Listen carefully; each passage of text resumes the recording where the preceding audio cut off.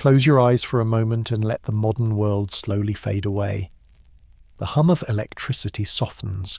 The glow of screens dims. You feel the ground beneath your feet change, becoming uneven, dusty, warmed by the sun. You're no longer here. You're now in ancient Greece. Around you stretches a world of stone and sky, of olive trees twisted by time, of white walls glowing softly under a bright Mediterranean light. The air carries the scent of salt from the sea, mixed with smoke from hearth fires and the faint bitterness of crushed herbs. Somewhere nearby, you hear footsteps on stone, the murmur of voices speaking a language both musical and ancient. This is not the Greece of statues in museums or names in textbooks. This is a living world, a world where you must wake each morning with the sun, where survival depends on the harvest, the gods, and the fragile balance of your community. Tonight you will not follow kings or great battles. Instead, you will live an ordinary life. You will be born, grow, work, love, fear, pray, age, and finally disappear into memory, as millions did before history remembered their names. As you settle into this journey, let your breathing slow. If this quiet walk through the past comforts you, consider subscribing to the Everyday Life in History channel, activating the bell, and leaving a gentle comment telling where you're listening from tonight. Now let us step softly into the ancient world. You enter the world slowly through pain, breath, and uncertainty. In ancient Greece, birth is never taken for granted. It is not greeted with confidence or celebration, but with caution, silence, and watchful eyes. Too many lives have begun weakly and ended before they were truly known. The room where you were born is modest and enclosed. Its walls are made of stone or packed earth, darkened by years of smoke. Light enters sparingly, slipping through the doorway or a small opening cut high in the wall. It does not flood the room, it drifts in gently, resting on the floor and the bodies gathered inside. The air is heavy and warm. You would smell it if you could understand it. Sweat, olive oil rubbed into tired skin, damp wool, ashes from the hearth that burns nearby. This fire is never far away. It is warmth, protection, and life itself. Around your mother, women move slowly, deliberately. Their hair is tied back, their hands are rough, strong, familiar with work and with blood. They speak in low voices, offering instructions, encouragement, prayers. These women have done this before. They know when to wait, when to act, when to hope, and when to fear. Men are absent. They wait outside, sitting or standing in the courtyard or the street, listening to sounds they cannot fully hear. This moment does not belong to them. Birth belongs to women, to bodies, to forces that no one fully controls. Your mother endures. Pain is expected. It is not dramatic, not questioned, not discussed. There are no remedies beyond warm water, oil, steady hands, and whispered invocations to protective powers. She grips fabric, wood, sometimes another wrist. Time stretches, losing shape. The hours blur together, measured only by breath and effort. Then you arrive. For a moment everything stops. The women lean closer, they listen, they watch. If you cry, relief spreads through the room like a slow exhale. Life has announced itself clearly. If you remain silent, fear sharpens instantly. Hands lift you, rub your skin, clear your mouth. Your small body is urged gently but firmly to respond. Breath must come, sound must follow. When your chest finally rises and falls, when air moves through you, you are washed quickly and wrapped in simple cloth. You are placed close to the fire because cold is one of the first enemies you face. Warmth is protection. Still, nothing is decided. For several days you remain unnamed. You're watched closely, quietly, almost constantly. Your colour, your movements, the strength of your cries, the rhythm of your breathing, all are noted without comment. In ancient Greece, survival is never assumed. Many children do not live long enough to be fully welcomed into the household. Sometimes a difficult choice is made. If food is scarce, if illness already lingers, if the household is stretched thin, a child may not be kept. This decision is not made lightly, and it is not spoken of openly. It is part of a harsh world where survival governs affection, where necessity often overrules desire. If you are accepted, a small ritual follows. You are carried slowly around the hearth, the heart of the home. The fire crackles softly. Shadows move along the walls. This is where meals are prepared, where warmth gathers, where the household gods are believed to dwell. You're shown to them, offered into their care. Protection is asked. Balance is hoped for. Only then are you given a name. Your name ties you to your family, to ancestors whose stories are told softly in the evenings, to a place in the world that is now yours. It is spoken gently, carefully, as if it might still drift away if said too loudly.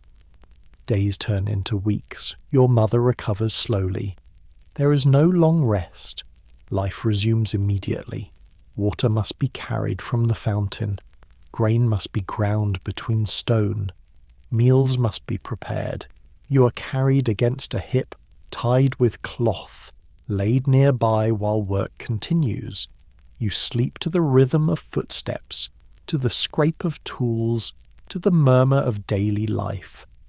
You learn the world through sensation before thought, the roughness of wool against your skin, the warmth of the sun on stone, the sound of voices rising and falling through the day, the smell of bread baking, of animals nearby, of dust after rain. Fear surrounds you, though you do not yet know its name. Fear of sickness, fear of hunger, fear of angering unseen forces. These fears guide every gesture made toward you, every offering placed by the fire, every prayer whispered as night settles slowly over the household. In ancient Greece, being born is not an arrival, it is a trial, a slow acceptance into a world that watches you closely, and for now, breath by breath, warmth by warmth, you remain among the living. As the days pass, you slowly become familiar to those around you. Your presence settles into the household like a new sound, one that must be learned and accommodated. At night, your cries cut through the darkness, sharp and fragile, reminding everyone how delicate life still is. Someone always rises to check your breath, to place a hand on your small chest, to feel warmth and movement before returning to restless sleep. Night in this world is deep and complete. There is no steady light to push it back. When the fire fades, shadows fill the room. Outside, dogs bark in the distance, insects hum softly, and the wind moves through olive branches.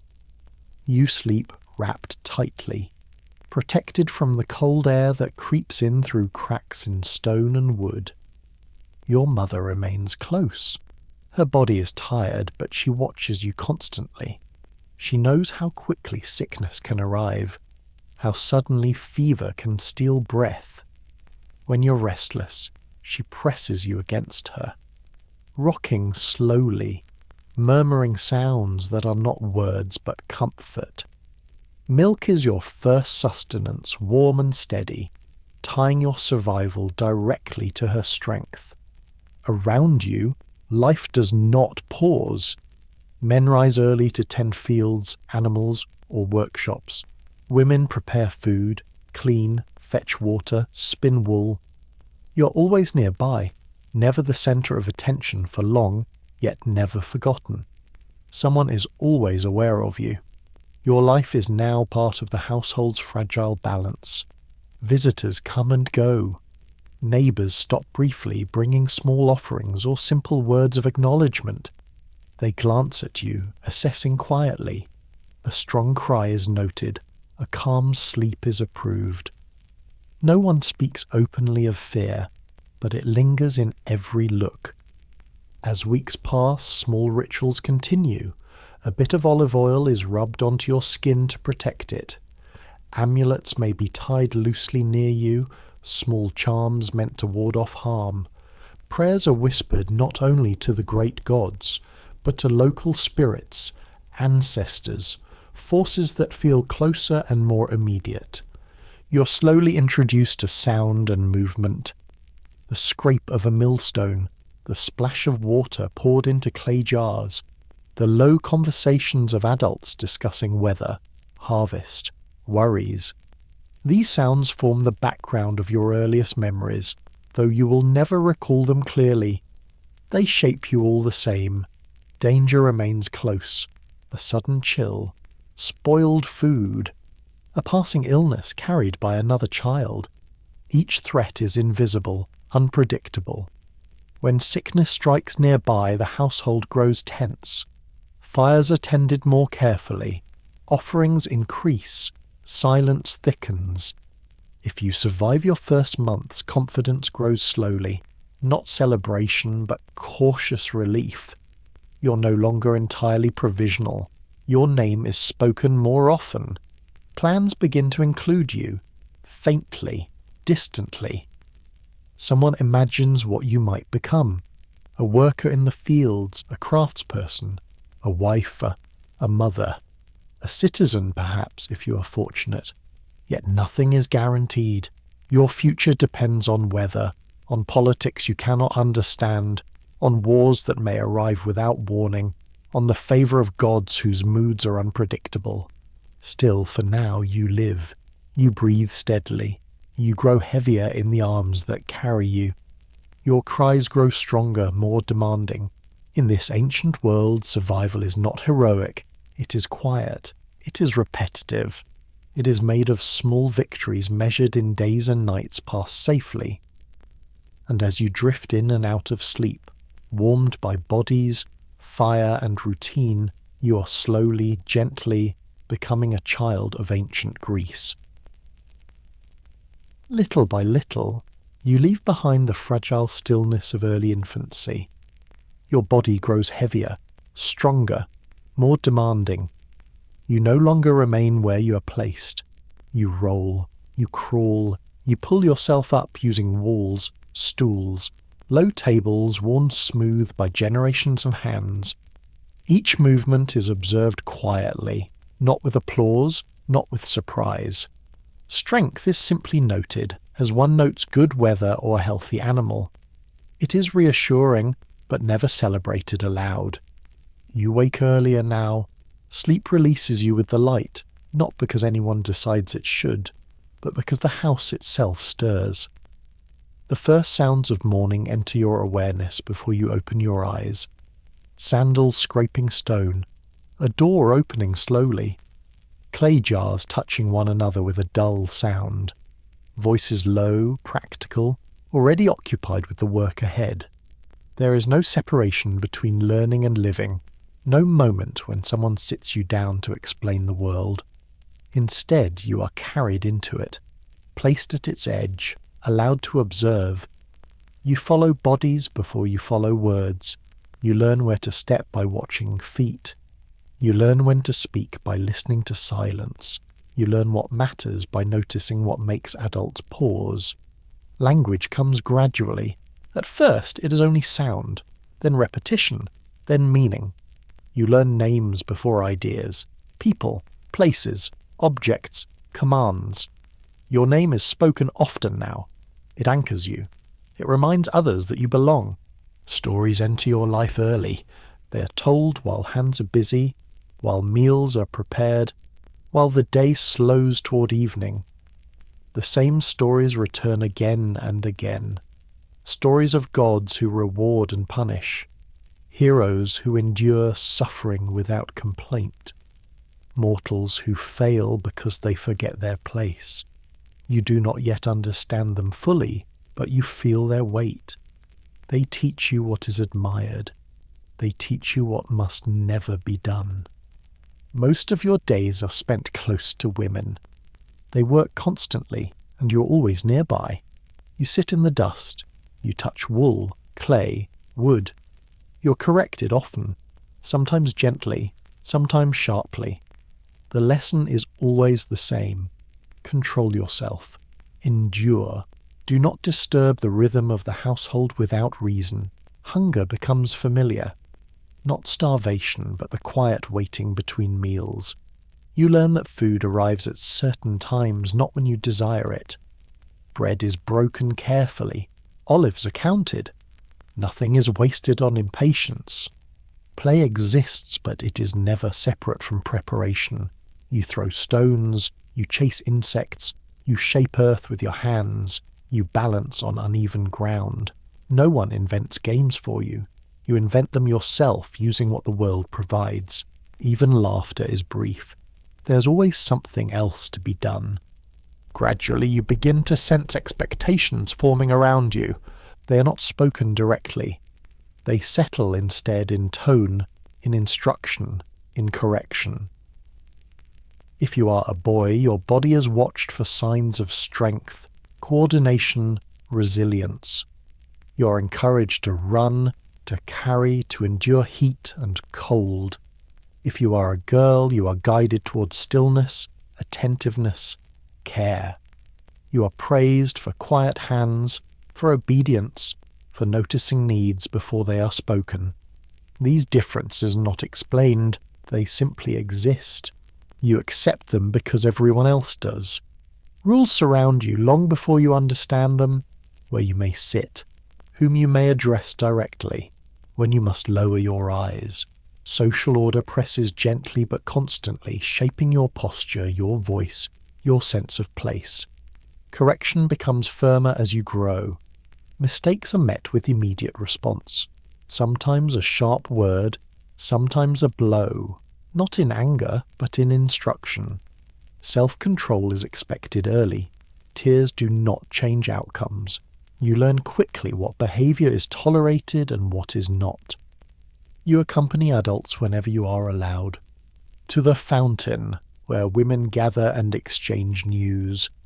To the fields, where men work in silence, broken only by instruction. To the market, where voices rise, prices are argued, and strangers pass through briefly before disappearing again. You hear conversations meant for others, talk of harvests, of shortages, of rumours carried from other cities, of conflicts that may or may not reach you. The wider world enters your awareness not as history but as worry. Education, when it comes, is uneven and fragile. Some children learn letters traced in dust, others learn songs and rhythms. Many learn only through repetition and observation. Learning depends on status, wealth, and fortune. Yet all children learn one thing without exception. You're not the centre of this world. You're expected to fit into it. Childhood does not stretch gently here. It tightens around you, it prepares you. And without ceremony, without announcement, it begins to fade. As the seasons pass, your body changes in ways you do not yet understand.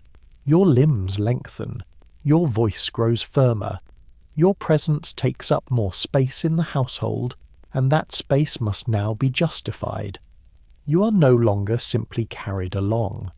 You are expected to keep pace, to listen, to remember, to obey without needing to be reminded. Mornings begin earlier for you now, not because anyone commands it, but because expectation settles naturally. You rise when others rise. You wash your face with cold water drawn from clay vessels. The shock of it teaches you alertness. Comfort is not the goal. Readiness is. Tasks are given to you, small at first, but real. You carry light loads. You fetch water under watchful eyes. You hold tools before you are strong enough to use them properly. Mistakes are corrected immediately. Repetition is constant. No one asks if you are tired. Fatigue is assumed. You're expected to work through it quietly. You begin to understand that approval is rare and subtle. A nod. A task given again. Silence instead of correction. These are signs that you are learning. Stories continue to shape you. They are no longer only entertainment. They become instruction. You hear of heroes tested by hardship, of youths who failed because they lacked discipline, of gods who favour those who know their place. These stories are not distant myths. They feel close, relevant, almost watchful. You start to measure yourself against them. Am I strong enough? Am I obedient enough? Am I worthy of protection? If you are a boy, your body is now openly evaluated. Your endurance matters. Your posture. Your willingness to face discomfort without complaint. You are encouraged to run longer, carry heavier loads, remain standing when others rest. Weakness is not mocked, but it is not indulged. If you're a girl, your movements are shaped differently. You're taught control, precision, attention. You learn to manage space quietly, to anticipate needs, to work without drawing notice. Your value is measured in reliability, in care, in the smooth functioning of the household. You accept these paths because they surround you completely. There is no alternative presented, only variation within expectation. You become more aware of hierarchy. Who speaks first? Who eats first? Who decides? Power is visible everywhere, yet rarely explained. You learn it by watching who is obeyed without question. Shame becomes a teacher. Public correction stings more than pain. You learn to fear dishonor more than discomfort. Reputation matters even to children. You feel it when adults speak of others with lowered voices. You learn what behavior leads to quiet respect and what leads to whispered judgment. As your understanding grows, so does your awareness of danger. You hear more clearly now. Talk of illness, of failed harvests, of unrest beyond the city. You understand enough to feel unease, not enough to resolve it. You notice absences, a child who no longer plays in the dust, a household that has gone quiet. Loss is never dramatized. It is absorbed into daily life with heavy calm. If education is part of your future, it begins to take shape now. Letters traced again and again, numbers spoken aloud, songs memorized carefully. Learning is demanding. Forgetting is corrected. Knowledge is not a right. It is an investment made by others, and you are expected to honor it through effort. Time moves strangely during these years. Days feel long. Years pass unnoticed. One morning you realize you're no longer treated as a small child. Expectations have shifted. Voices address you differently. Tasks given to you matter more.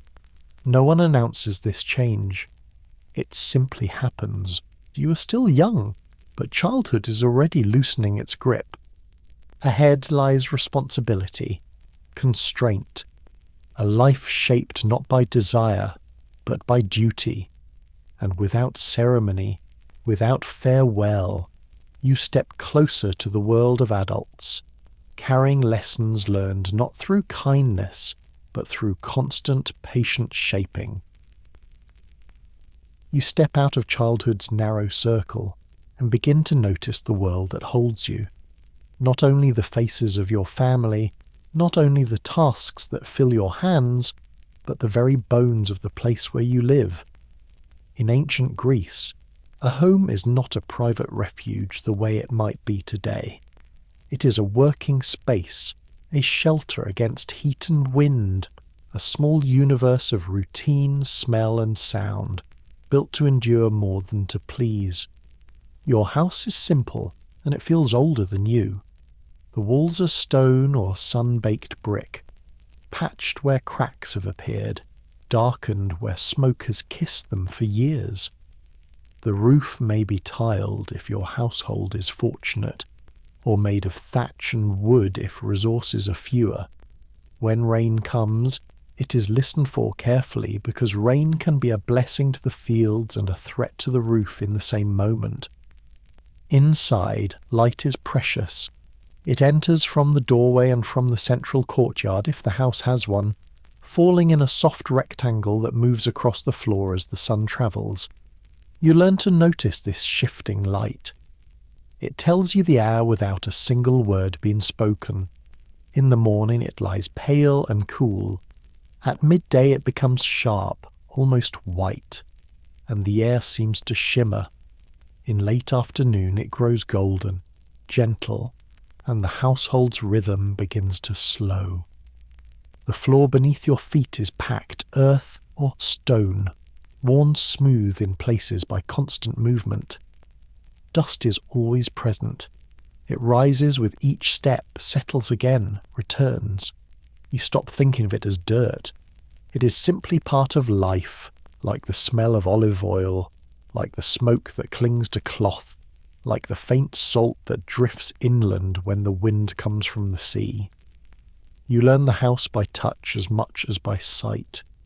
The roughness of the wall when you lean against it, the cool curve of a clay jar, the texture of woven baskets, the hardness of wooden beams, everything is solid, practical, made to last through daily use. There are few objects that exist only to be admired. Beauty, when it appears, is woven into usefulness. A patterned cloth, a carefully shaped cup, a painted line on pottery that brightens the eye even as it serves a meal. The hearth is the heart of the home. You feel its presence even when it is not burning strongly. Ash, embers, the scent of old smoke. These remain. Here water is warmed, food is prepared, offerings are made. Fire is not only comfort, it is protection. It keeps damp away. It helps preserve life when winter air turns sharp. It is watched carefully, as if it were a living thing with moods that must be respected.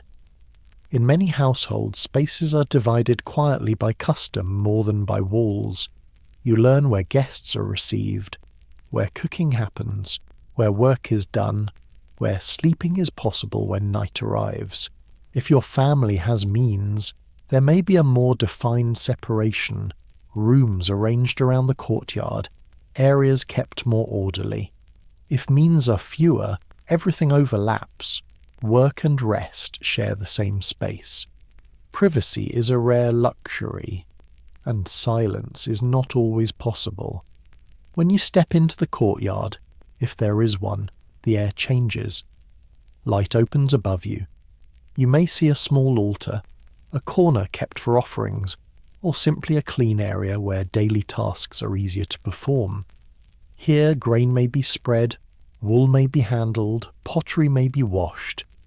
You hear birds sometimes, and the faint sounds of neighbours' lives carried over walls. Laughter, argument, a baby crying, the steady thump of someone pounding something into shape. Outside the home, the street is narrow and uneven. It is not designed for comfort, but for function, shaped by habit and geography more than by careful planning. Stone underfoot is worn smooth where many feet have passed. In some places the ground is dirt, turning to mud when rain comes, then drying into rutted hardness again. You learn to walk with awareness, to step around puddles, to avoid refuse, to read the street the way you read the moods of adults. The city or town around you is alive from early morning. You hear it before you see it. The call of a vendor, the bray of a donkey, the clink of pottery, the low hum of voices rising and falling like waves. The smell changes as you move. Smoke from cooking fires, sharp fish near the market, dampness near fountains, the sourness of tanning if you pass certain workshops, the sweet green scent of crushed herbs near someone's doorway. As you walk, you begin to notice how every neighborhood has its own character. Near the agora, the public heart of many Greek cities, you feel the press of life more strongly. People gather there not only to buy and sell, but to listen, to argue, to observe. The agora is not simply a marketplace. It is a stage where reputation matters, where news travels quickly, where your place in society can be confirmed or challenged by the way you carry yourself. But before you reach such open spaces, you pass through the quieter parts of the town. Doorways, low walls, courtyards hidden behind plain entrances. The outside of many homes is modest, even if the inside holds more comfort. You learn that wealth is not always displayed openly. Security matters, stability matters. A humble doorway can hide a household with food stored carefully, and tools that mean steady income. You also notice the presence of public life in stone. The temple rising above rooftops, visible from many streets, like a reminder that gods are watching. The fountains where water is drawn, where women gather, where gossip and news mingle with the splash of jugs being filled. The stoas, if your city has them, offering shade and shelter for conversation, business, waiting. Stone benches warmed by sunlight, steps worn by countless feet. And always, there is the sense that your world is both intimate and exposed. You are part of a community that sees you. People recognize your face. They know your family. They notice if you walk too proudly, if you speak too loudly, if you appear careless. The city is not anonymous. It remembers. It judges softly, constantly. You begin to understand in a quiet way that the shape of your home and street shapes you in return. The narrowness teaches patience. The dust teaches endurance. The closeness of neighbours teaches restraint. The presence of temples teaches humility before forces greater than you. Even the simple act of walking through your town becomes instruction, one long lesson in belonging. And as the day moves forward, as the sun climbs and the stone warms under your feet, you feel how this built world holds you like a steady hand. Not gentle, not harsh, simply there. A place made by human need, repeated over generations, waiting for you to grow into it. As the day unfolds, you begin to sense how the city breathes. It is not a single rhythm, but many layered together, overlapping and adjusting as the sun moves across the sky. Morning is sharp and active. Midday grows heavy and slow. Evening softens everything again, as if the stone itself exhales. You learn quickly that walls do not block sound here. Voices travel. Footsteps echo. A cough from a neighbouring house passes easily through stone and air. Privacy is thin, almost symbolic. You grow used to being heard, to hearing others without meaning to. Life is shared whether you desire it or not. Water shapes much of your movement. Fountains are gathering points, not only because water is essential, but because it cannot be drawn privately by most households. You accompany others there, carrying jars that feel heavier with every step. The sound of water spilling into clay vessels becomes familiar, comforting even. Around the fountain, conversation flows freely. News spreads here. Opinions form. Disputes begin, and sometimes end. You notice how women linger slightly longer than necessary, exchanging words while hands remain busy. You notice how men pass through more briefly, focused on other destinations.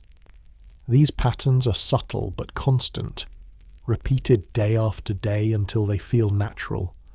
Shops and workshops open directly onto the street. There is no sharp division between public and private labour. You see pottery shaped behind low walls, metal worked amid sparks and smoke, leather stretched and scraped with methods you do not question. The smells here are strong and unmistakable, sharp, bitter, sometimes unpleasant. You wrinkle your nose at first, then stop noticing. Craftspeople work where everyone can see them. Skill is displayed openly. Reputation is built slowly through consistency rather than advertisement. You learn which potter's cups break easily, which metalworker's tools endure, which weaver's cloth keeps warmth longest. Trust travels by word and observation, not by promise. As you move farther through the city, elevation changes how the world feels. Narrow streets climb and descend, following terrain rather than logic. From higher ground you glimpse rooftops, courtyards, the line of walls that mark the edge of the city. Beyond them, fields stretch outward, quieter, greener, yet never fully separate. The city depends on them completely. Grain, olives, grapes, animals, all flow inward from the land, just as people and authority flow outward. You become aware of boundaries. The city wall is not just stone. It is safety, identity, separation. Inside, you belong. Outside, uncertainty begins. Gates control movement. Guards watch, sometimes bored, sometimes alert. You learn not to linger there without purpose. Public buildings remind you that your life is shaped by more than household routine. Temples rise above other structures, their columns catching the light. Even when you do not enter, you feel their presence. Festivals gather people there. Sacrifices are prepared. Smoke rises. The gods are never abstract. They occupy space, stone, and time. Nearby you may see administrative buildings, stowers where men gather to talk, argue, listen. You do not yet participate fully, but you watch. You learn how voices rise in debate, how hands gesture, how silence falls when someone respected speaks. These places teach you how power looks before you understand how it works. As the sun climbs high, movement slows, heat presses down, stone reflects light, shadows shrink, work continues, but at a measured pace.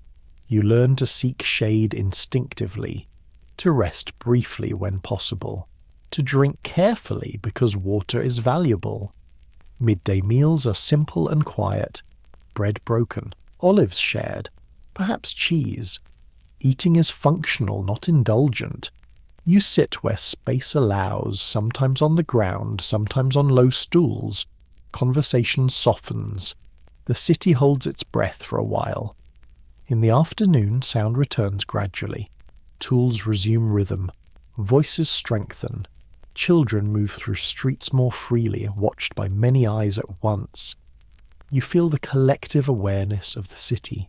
Someone is always observing, always ready to correct, assist, or judge. As evening approaches, light changes again. The harsh brightness fades. Stone cools slowly. Shadows lengthen, softening edges. Smoke rises once more from hearths, carrying familiar smells that signal the day's end. You feel hunger differently now, not urgent, but expectant. People return inward, work closes, shops quiet, streets empty gradually, though never completely. The city does not sleep all at once. It settles unevenly, like a body finding a comfortable position. Inside the home, lamps are lit sparingly. Oil is precious. Flames are kept small. Light pulls close to where people gather, leaving corners dark. You sit, listen, eat, rest. Outside, sounds drift in, footsteps, distant voices, a dog barking, the scrape of a door closing.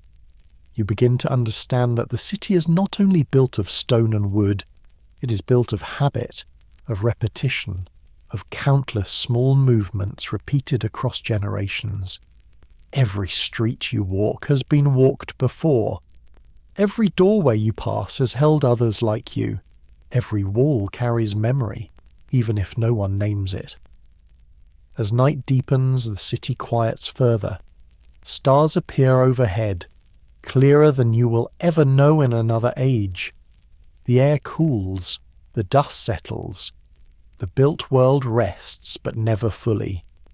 And as you lie down to sleep, surrounded by walls that have sheltered many before you, you feel how this place shapes your body, your expectations, your sense of belonging. The city does not ask if you approve of it.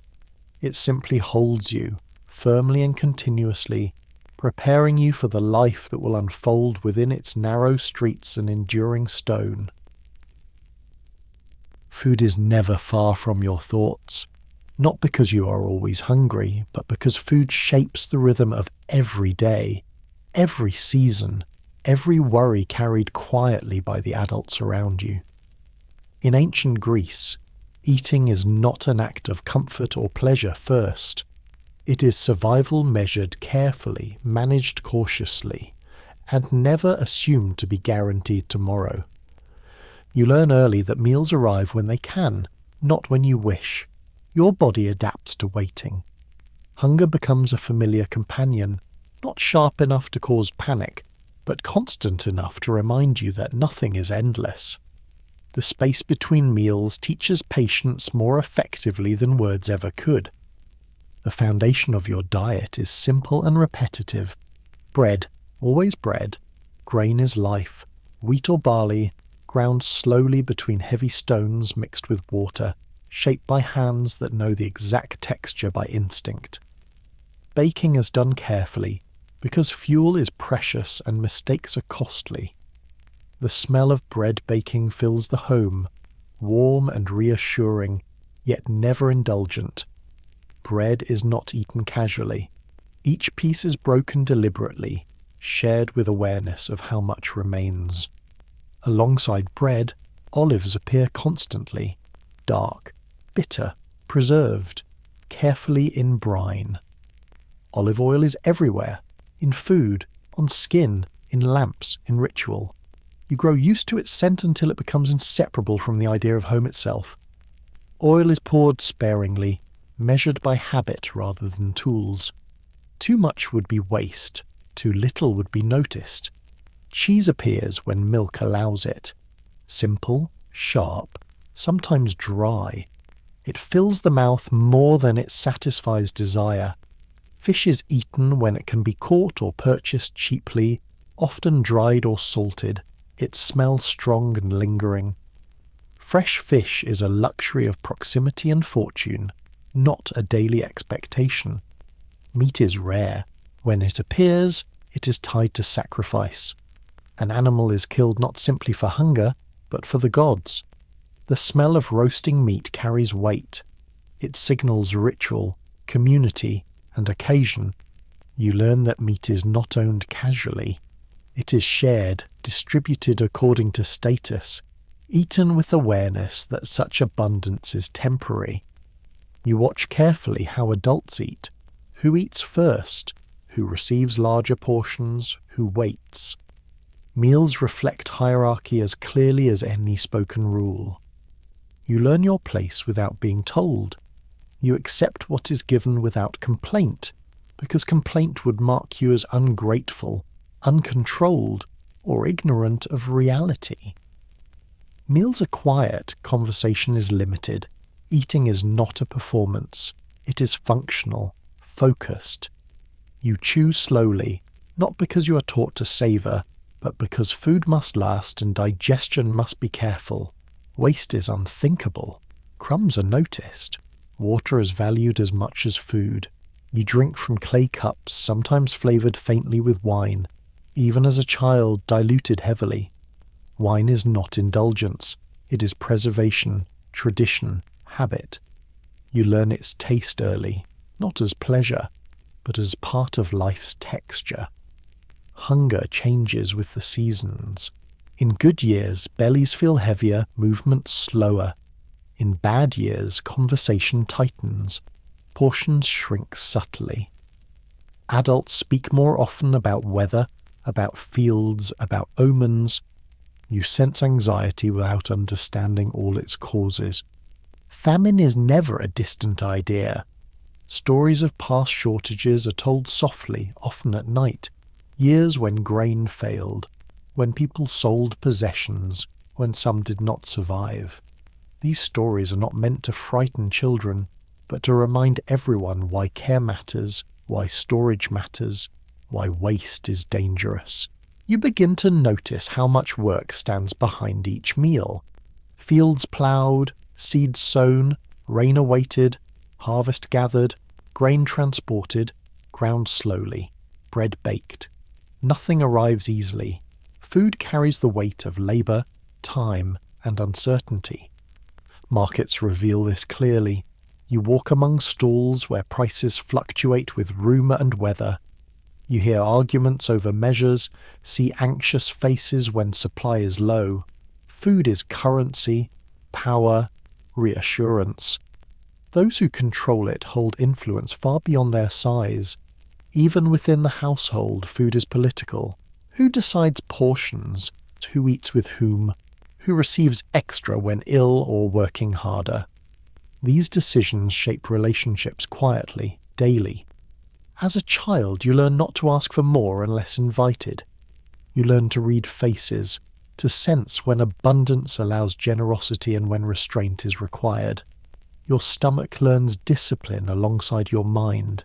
Eating marks time, morning, midday, evening. Each meal anchors the day, offering structure in a world without clocks. When meals are delayed, anxiety grows. When they arrive on time, relief spreads silently. Food is never simply nourishment here. It is memory. It is fear. It is gratitude mixed with restraint. And as you sit on the ground or a low stool, bread in hand, olive oil glistening faintly in the light, you feel how each meal ties you not only to your household, but to fields you may never see, to seasons you cannot control, and to a fragile balance that must be maintained every single day. As you grow older, your understanding of food deepens, becoming heavier and more complex. You no longer see meals only as moments of relief or routine. You begin to sense the invisible thread that ties each bite to uncertainty, labour, and restraint. Food becomes a measure of fortune, a signal of stability or danger, something watched as carefully as the sky or the behaviour of animals. Storage matters now. You notice it in the way grain is poured into jars, sealed carefully with clay or fabric, placed where moisture cannot reach it. You see how adults check these stores often, lifting lids, listening to the sound grain makes as it shifts. A full jar brings quiet comfort. A jar that empties too quickly brings unease that settles into the household like a low, constant hum. You learn that eating too much today may mean eating too little tomorrow. This lesson is never delivered as a speech. It is absorbed through practice. Portions remain steady even when hunger grows. Adults set the example, eating no more than children, sometimes less. Self-restraint is admired. Excess is quietly condemned. Food preparation fills many hours. Grinding grain is slow, repetitive, exhausting. You feel the weight of the stone, the resistance of grain beneath it. Your arms ache, your hands blister. This work teaches endurance more effectively than any story. You learn that food demands effort long before it offers satisfaction. Cooking is simple but deliberate. Flavours not layered for pleasure. They're combined for nourishment. Herbs are added sparingly. Salt is precious. Fire is controlled carefully, never allowed to waste fuel. You watch how meals are planned not for variety, but for efficiency. The same foods return again and again, forming a rhythm your body comes to expect. Festivals interrupt this rhythm briefly. On those days, food becomes abundant, almost shocking in its generosity. Meat appears again, shared publicly. Wine flows more freely. Bread is plentiful. These moments feel unreal, like a dream the city allows itself before returning to restraint. You eat more, laugh more, feel lighter, and then, just as quickly, it ends. The return to simplicity feels abrupt but necessary. Festivals remind you of what is possible, but also of why moderation exists. Too much abundance invites complacency. Too much comfort dulls vigilance. You begin to understand how food shapes relationships beyond the household. Gifts of food strengthen alliances. Shared meals build trust. Refusing to eat with someone can be an insult. Who you eat with matters. Where you sit matters. How much you receive matters. Meals become quiet negotiations of respect and belonging. Hospitality carries weight. When guests arrive, food is offered even if stores are low. To deny food is shameful. The household absorbs the cost because reputation lasts longer than hunger.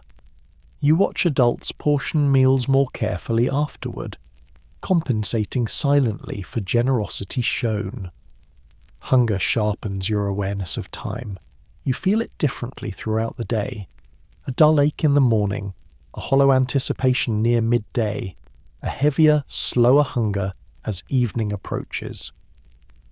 Hunger does not cause panic. It causes calculation. How long until the next meal? How much remains? You hear stories of cities under siege, of fields burned, of people forced to eat things never meant to be eaten. These stories linger in your thoughts. They make ordinary hunger feel manageable, even instructive. You learn gratitude not as emotion, but as discipline. Children who complain about food are corrected quickly, not harshly but firmly. Complaint suggests ignorance of fragility.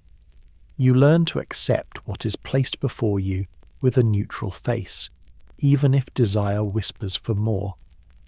As you approach adulthood, you're trusted more with food itself. You carry it, you distribute it, you prepare it under supervision. With this trust comes responsibility. A mistake now affects others. A spilled jar, a burned loaf, a misjudged portion is no longer a personal error. It is a shared loss. You feel the weight of that responsibility settle quietly. Food teaches you foresight. It teaches you patience. It teaches you restraint in a world where excess is dangerous. And when you sit at the end of the day, eating slowly as light fades and shadows stretch across the walls, you understand something fundamental. In ancient Greece, survival is not secured by abundance but by balance. Each meal is a small victory. Each empty plate is a reminder. Food does not promise comfort. It promises continuation. And as you swallow the last bite, aware of the work behind it and the uncertainty ahead, you carry this lesson with you, deep and quiet, shaping the way you will face every season yet to come. Work enters your life so gradually that you hardly notice the moment it becomes central. One day you are helping, imitating, carrying small loads that feel important only because they are new. The next, you realize that your absence would be noticed. Something would remain undone. A rhythm would break. In ancient Greece, this is how responsibility arrives. Quietly, without ceremony, without asking whether you're ready. From the moment the sun rises, work shapes the day. Light is the signal. When it spills into the house and touches the floor, movement begins. Bodies stretch stiffly. Hands reach for familiar tools. There is no sharp division between personal time and labour. Life and work are the same thing, woven together so tightly they cannot be separated. You learn early that idleness is suspicious. To stand without purpose invites correction. Even rest must be justified. Fatigue after labour, illness, old age. Everyone else is expected to contribute something, even if that contribution is small, repetitive, or unseen. The kind of work you do depends first on who you are. Status shapes everything. If you're born into a household of farmers, your world is tied to soil, seasons, and weather. You learn the feel of earth in your hands, the smell of rain before it falls, the tension of waiting when clouds refuse to gather. Fields demand patience and humility. They respond slowly, if at all, to human effort. If your family practices a craft, your world is narrower but deeper. You grow up surrounded by tools, materials, and routines repeated endlessly. Clay, wool, metal, wood. Each has its own weight, resistance, and rules. You learn them through touch long before you understand them with words. Craft is not creativity in the way you might imagine it today. It is precision, repetition, memory stored in hands rather than in thought. A good pot looks like the ones before it. A strong tool follows known proportions. Innovation is risky. Reliability is valued far more than originality. If you are part of a wealthier household, your work may be lighter, but it does not disappear. Supervision, management, negotiation, these are forms of labour too. You observe how decisions are made, how instructions are given without raising the voice, how authority moves through calm certainty rather than force. For those with the least status, work is relentless. Enslaved people labour constantly, often without recognition. Their effort sustains households and workshops, yet their presence is treated as background rather than contribution. You grow up seeing this without questioning it. The system feels fixed, as immovable as stone. You learn that some hands are meant to work visibly, others invisibly. Some bodies are praised for effort, others are expected to endure silently. As you grow, your tasks become more demanding. You wake earlier, you work longer, your mistakes carry consequences that affect others. In the fields, you learn to read signs that others miss. The colour of leaves, the dryness of soil, the behaviour of animals. Work teaches attention. Not abstract focus, but constant awareness of small changes that signal danger or opportunity. In workshops, you learn discipline of another kind. Precision matters more than speed. A misfired pot, a cracked tool, a poorly woven cloth. Each mistake wastes time and material. Each mistake is remembered. You learn to slow down, to repeat motions until they become automatic, to trust your hands more than your thoughts. Work is physical, but it is also social. You rarely labour alone. Someone watches, someone judges, someone depends on the result. Cooperation is not optional. You adjust your pace to others. You wait when necessary. You endure when you would rather stop. Payment, when it comes, is not always coin. Sometimes it is food, sometimes protection, sometimes the promise of future work. You learn that value is flexible, negotiated, and rarely fair. Status weighs heavily here. A free citizen's labour is respected differently than that of a foreigner. A man's work is valued differently than a woman's. A skilled craftsperson may command respect that a labourer never will, no matter how hard they work. You absorb these distinctions without formal instruction. They shape the way people speak to you, the way they look at you, the way they expect you to behave. Pride grows slowly, if it grows at all. It does not come from ambition, it comes from competence. From doing a task well enough that correction becomes rare. From knowing your role so thoroughly that your hands move without hesitation. Fatigue becomes a constant companion. Your body learns to function within it. Muscles ache, joints stiffen, blisters harden into calluses. Pain fades into the background. noticed only when it becomes sharp enough to demand attention. And as days repeat themselves, almost identical yet never fully the same, you begin to understand something essential. In ancient Greece, work is not merely a way to survive. It is a way to be placed. Your labour defines how others see you.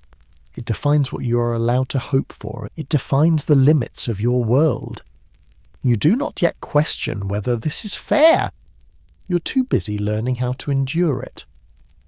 As time passes, work no longer feels like something you do. It becomes something you are. Your hands change shape. Your back carries memory. Your movements lose hesitation. Even when you are still, your body feels prepared, as if labour might be demanded at any moment. Rest becomes shallow, practical, never complete. You begin to understand that work orders the entire society around you. It decides who speaks and who listens, who waits and who commands, who is seen and who remains invisible. These distinctions are rarely discussed, but they are felt constantly, in tone, in posture, in the way people stand in relation to one another. In the fields, seasons rule everything. Spring brings urgency. Seeds must go into the ground at the right moment, not too early, not too late. You feel tension in the air during these weeks. Conversations shorten, movements quicken. Everyone watches the sky. A sudden storm can save the year or ruin it. You learn humility here, because no amount of effort can replace rain. Summer brings endurance. Heat presses down relentlessly. The sun hardens the earth and drains strength from the body. Work continues anyway. Sweat runs into your eyes. Thirst becomes constant. Shade is brief and precious. You learn to pace yourself, not because anyone teaches you, but because exhaustion can cripple an entire household. Autumn carries different weight. Harvest brings relief mixed with fear. Grain is gathered, grapes pressed, olives crushed. There is satisfaction in full storage jars, but also anxiety. Will it be enough?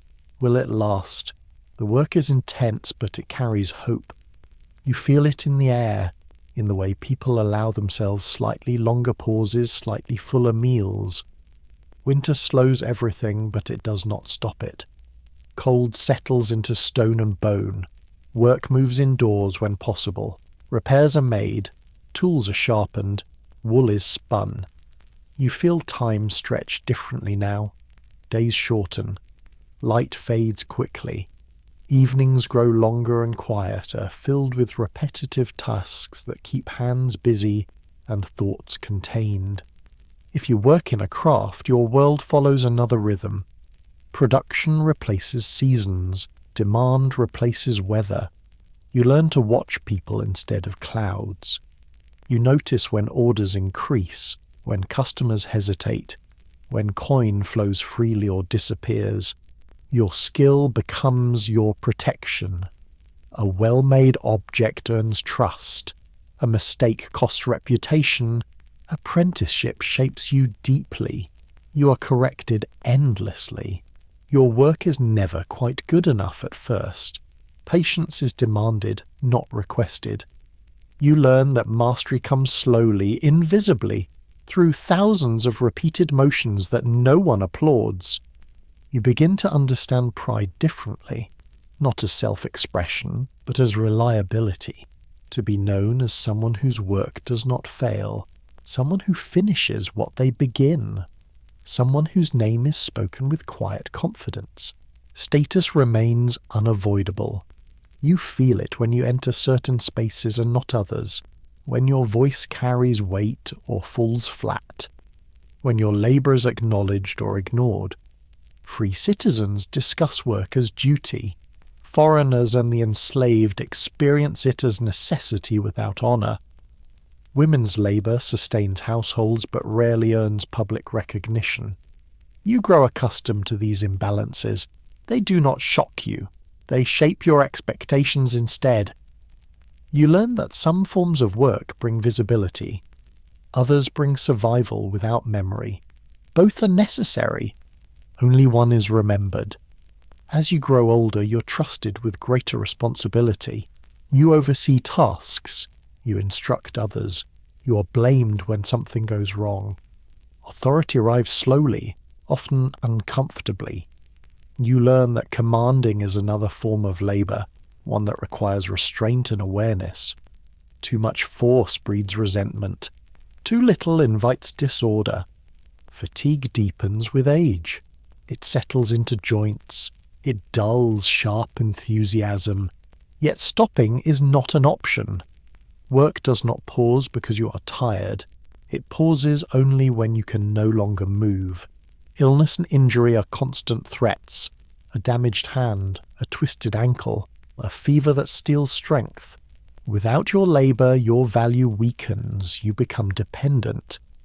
This knowledge stays with you, sharpening caution, encouraging moderation, reminding you that your body is your most essential tool. Despite everything, work offers structure. It gives shape to time. It anchors identity. Without it, days would stretch empty and dangerous. As evening falls and tools are set aside, you feel both relief and anticipation. Tomorrow will demand the same effort, the same endurance, the same quiet acceptance. In ancient Greece, work does not promise fulfillment. It promises survival. It promises belonging. And as you lie down at night, muscles aching, hands rough, thoughts slowing, you understand that your place in this world is written not in words or dreams, but in what your body produces, day after day, without applause, without escape. The gods enter your life before you are able to name them.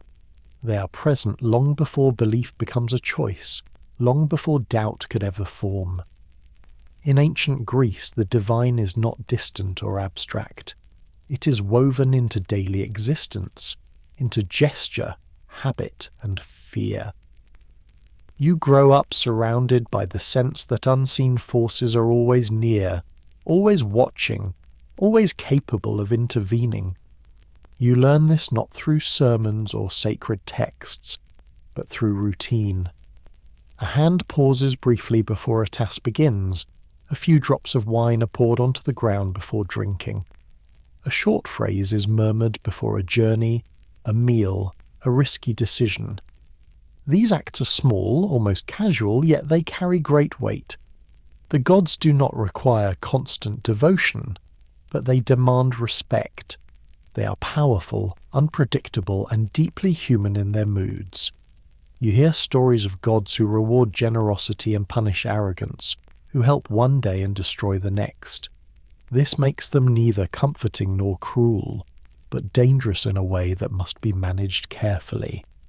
From childhood, you are taught that nothing happens without cause. A sudden illness, a poor harvest, a storm that destroys roofs and fields. These are not accidents. They are signs, messages, consequences. Someone, somewhere, has failed to honour the balance. This belief shapes how fear settles into you. Fear is not loud. It is constant. It moves quietly beneath daily life, guiding behaviour more effectively than threat or punishment ever could. Household religion surrounds you first. The hearth is sacred. It is more than a place for cooking and warmth. It is the spiritual centre of the home. Offerings are made here regularly. Bits of food, drops of oil, small prayers spoken softly so as not to disturb the rhythm of the house. You learn to treat this space with care, to move around it respectfully, to never act carelessly near the fire. Small shrines exist in corners, by doorways, near storage areas. They're simple, a stone, a figurine, a worn object whose meaning you do not fully understand. Yet you feel that these places matter. Adults behave differently near them. Voices soften, movements slow. You are taught that gods protect boundaries. The boundary of the home, the boundary of the city, the boundary between life and death. Crossing these boundaries carelessly invites danger. Public religion enters your awareness as you grow. Temples dominate the city's skyline, rising above ordinary homes, their columns visible from many streets. You feel their presence even when you are far away. They remind you that your personal life exists within a larger order watched over by powerful beings. Festivals mark time more clearly than any calendar. They interrupt work. They gather people together. They remind everyone that the gods must be honoured collectively, not only privately. On festival days, the city feels different. Streets fill early, voices rise, music echoes between stone walls. You smell incense and roasted meat long before you see the ceremonies themselves. These moments feel heavier than the ordinary life, charged with significance. Sacrifice is central, and you learn to watch it without flinching. Animals are led forward, prayers are spoken, knives flash briefly, blood spills onto stone. The act is solemn, controlled, never casual. Death here is not violence, it is exchange. Life is given so that favour may be gained, balance restored. You understand quickly that gods are not moral teachers in the way humans might hope. They do not reward kindness for its own sake. They reward obedience, respect, and recognition of limits. Arrogance, excess, and forgetfulness invite punishment. Stories reinforce this endlessly. Mortals who challenge gods suffer terribly. Those who forget gratitude lose everything. Those who accept their place endure. You absorb these lessons deeply. They shape your behaviour even when no one is watching. Illness sharpens religious fear. When someone grows sick, prayers increase immediately. Offerings multiply. Remedies are tried alongside supplication. Healing is never purely physical. It is spiritual negotiation. If recovery comes, thanks are offered quickly, publicly. If death comes, it is accepted as the will of forces beyond human control. You learn that the gods explain what humans cannot. Why a child dies, why a storm destroys one field and spares another, why suffering appears without warning. This explanation does not remove pain, but it contains it. It gives shape to chaos. It prevents despair from becoming overwhelming. As you grow older, you begin to recognize how religion orders society itself. Oaths are sworn in the names of gods. Laws are believed to reflect divine order. Justice is tied to sacred authority. Breaking a promise is not only dishonor, it is danger. You feel watched even when alone, not always by people, by something else. And as night falls, as lamps flicker and shadows move along the walls, you sense the presence of the divine most strongly. The world feels larger then, deeper, filled with unseen currents. You fall asleep, knowing that your life unfolds beneath the gaze of powers you cannot see, cannot question, and cannot escape. As you grow older, the presence of the gods becomes heavier, more intricate, and more demanding. What was once simple habit slowly reveals itself as a complex web of obligation, fear, and hope that surrounds every aspect of your existence. You begin to understand that religion in ancient Greece is not something practiced at certain moments. It is something you live inside of, constantly, like the air you breathe. You learn that every action carries risk. A journey begun without a prayer may invite disaster. A harvest started without an offering may fail. A promise spoken without invoking the gods may lose its force entirely. Nothing important is done without acknowledgement of forces greater than yourself. This awareness does not make life dramatic. It makes it careful. You watch adults pause before decisions, even small ones. A glance toward a shrine, a quiet murmur under the breath. A gesture so discreet it could be missed by an outsider. These moments teach you that respect is shown through consistency, not through grand displays. The gods notice patterns, they notice neglect. Fear becomes structured. It is not the wild fear of the unknown, but a disciplined anxiety that teaches restraint. You learn not to boast too loudly, not to celebrate success excessively, not to draw attention to fortune. Excess invites envy, both human and divine. Modesty becomes protection. You begin to understand that gods are tied to place. Each city has its patrons, each household its protectors, each boundary its guardian. Travelling beyond familiar territory brings new dangers, not only from strangers, but from unfamiliar divine powers who may not recognize you or care for you. When people travel, offerings are made before departure and after return. Survival is never attributed solely to skill or strength.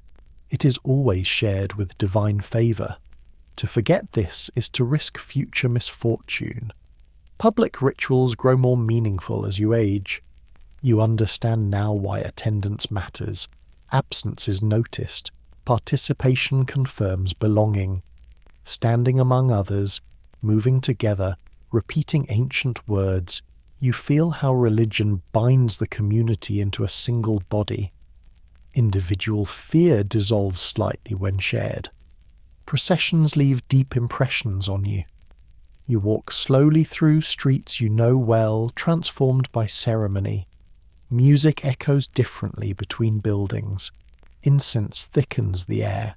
People wear their best garments, not to impress one another, but to honour the gods. Even the city itself seems to behave differently, as if aware that it is being observed from above. Sacrifice, once simply accepted, now troubles you more deeply. You see the animal's hesitation. You hear its cry. You smell blood mixed with smoke. You understand that this death is necessary, but necessity does not make it easy. The seriousness of the act reminds you that favour must be earned, that balance is costly. You learn that prayer is not wishful thinking, it is negotiation. You do not ask the gods to change the world entirely, you ask them to soften it, to redirect harm, to grant endurance rather than happiness.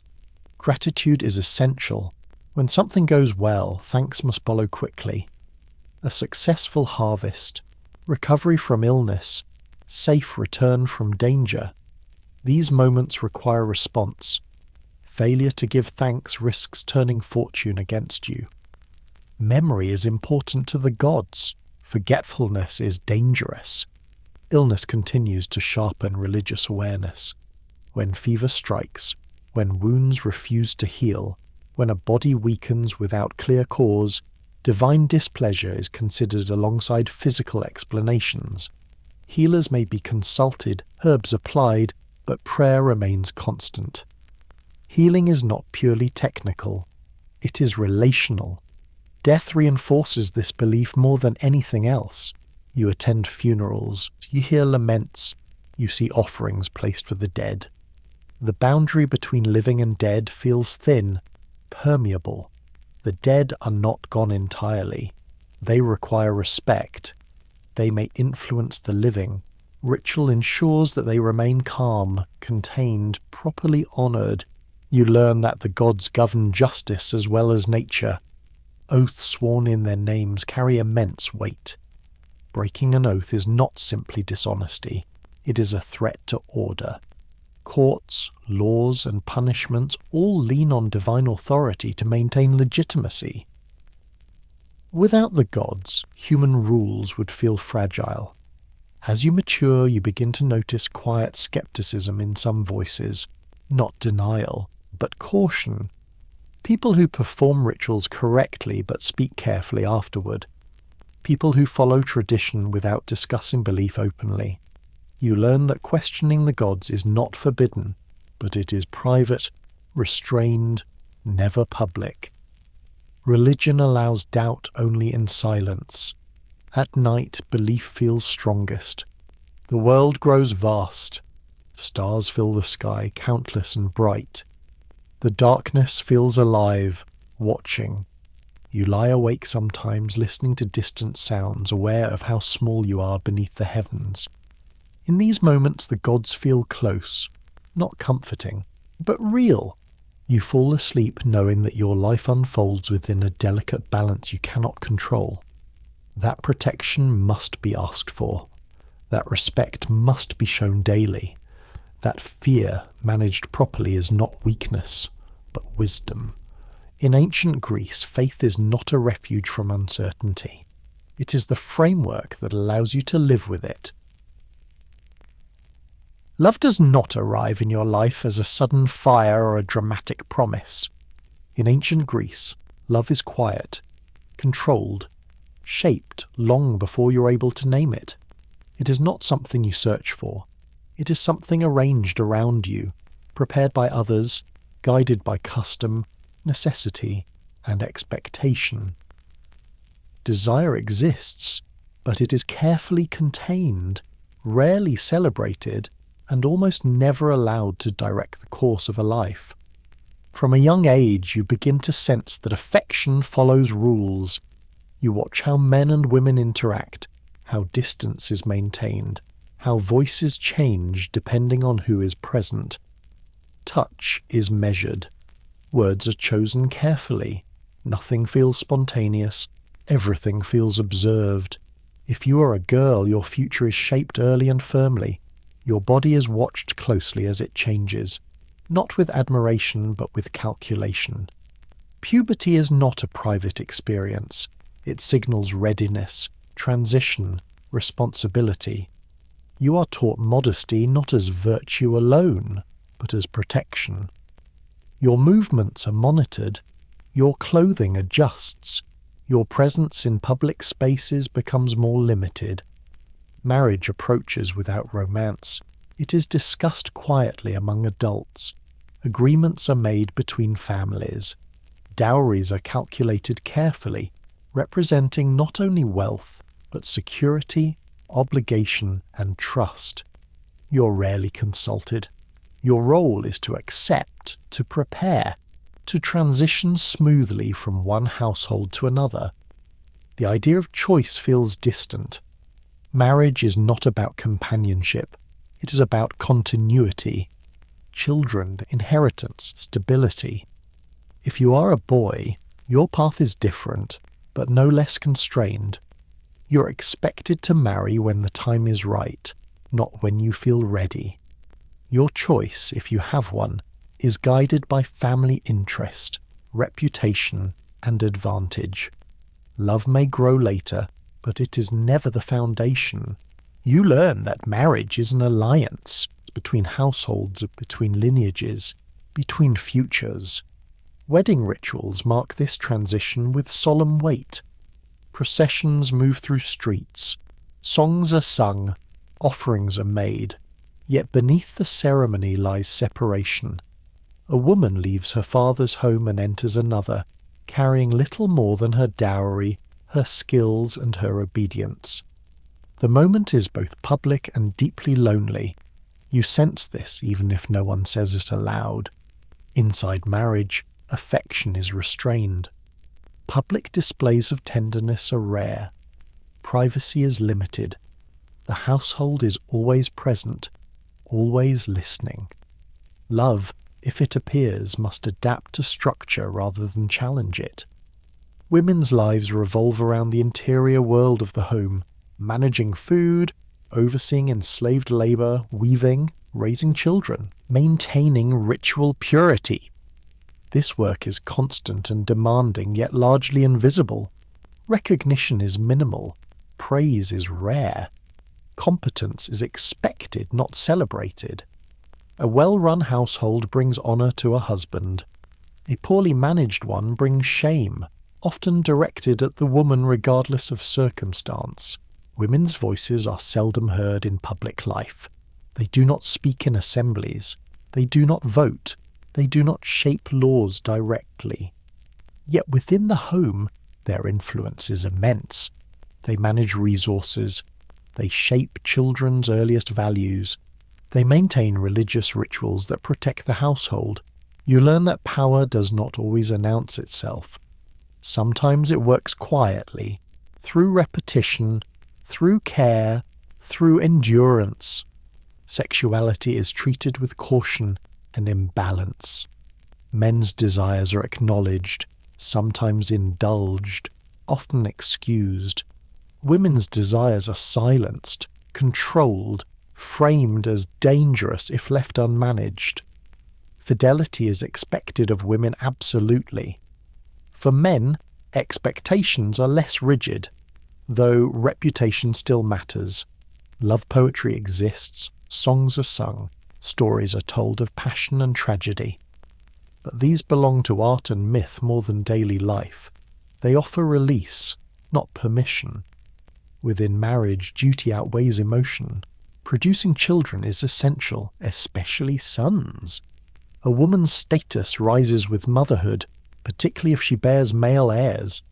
Childlessness brings anxiety, blame, and fear of rejection. Tenderness may grow slowly, quietly, over years of shared routine, or it may never grow at all. Both outcomes are accepted. You begin to understand that love here is not meant to fulfill, it is meant to stabilize.